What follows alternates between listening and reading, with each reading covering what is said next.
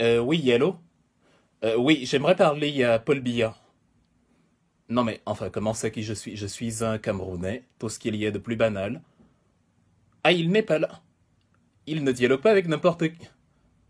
D'accord, oui, Ah, nous sommes ses créatures. Il va au-delà de Jésus-Christ.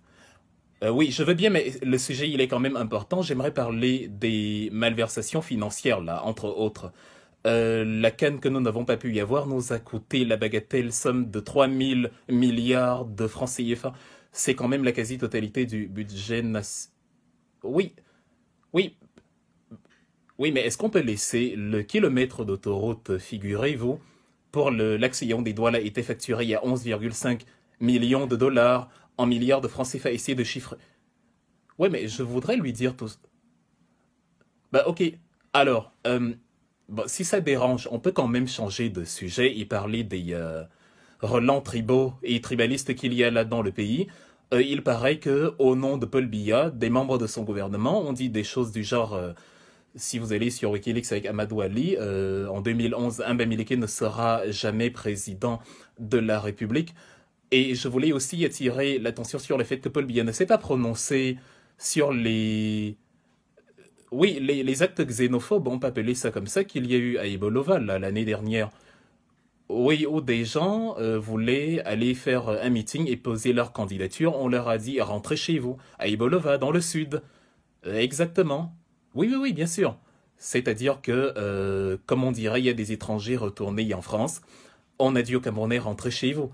Ils, ouais, c'est ce type de Paul Biya ne s'est pas prononcé pour dénoncer ce tribalisme. Est-ce que je peux l'avouer? Est-ce que je pourrais l'avouer? Oui, mais pour qu'il se prononce, pour qu'il se désolidarise, est-ce qu'il l'a fait? Oui, mais attendez. Oui, bon, déjà, c'est pas le billet que je veux avoir. Mais si vous parlez des cas de l'ambassade du 26 janvier, il y a eu des événements avant les casses des ambassades. Je crois que ceux qui sont allés casser les ambassades l'ont fait de manière spontanée parce que, au nom de Paul Biya, on avait tiré sur des femmes. Regardez les jambes de Michel Ndoki, là, les photos. Oui, les photos sont encore disponibles. Oui, oui, oui. Et Paul Biya, non, il s'est pas désolé. Est-ce qu'il y a une loi au Cameroun qui autorise un policier à tirer comme ça à bout portant sur une femme qui s'en va rendre visite à un camarade à l'hôpital sur le parvis du centre de santé?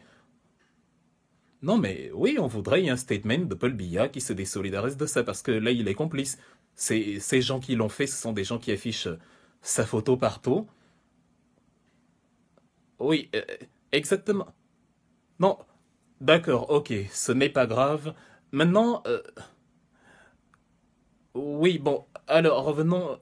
Ok, je veux pas vous prendre de votre temps.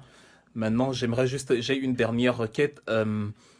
Alors, depuis le mois d'avril ou depuis son allocution du 10 février, Paul Biya ne s'est pas montré, on l'a pas vu, on l'a pas entendu. Euh, bon, Christophe Guillo, moi j'ai un problème. L'ambassadeur de France ne doit pas être celui qui vient me renseigner sur l'état de santé de Paul Biya. Il n'est pas camerounais, il n'est pas le porte-parole du gouvernement. Donc, ça ne, pour moi, ça ne veut rien dire. Parce que Monsieur Alfred Guiney ne va pas aller rendre compte aux Français. Et d'ailleurs, oui, Monsieur Alfred Guiney, qui d'ailleurs vient d'être limogé parce que il paraît que voilà, aux frais de l'État, il a mené un train de vie mais exceptionnel. Il a dépensé, c'était 54 000 euros, 36 millions de francs CFA à l'hôtel, dans un hôtel parisien là, parce que il y avait des problèmes sur la résidence la résidence des ambassadeurs, oui. Oui, je crois que c'était l'hôtel du conservateur ou quelque chose comme ça. Bref, ce n'est pas important, mais en tout cas, ce n'est pas Christophe Guillot qui doit nous dire.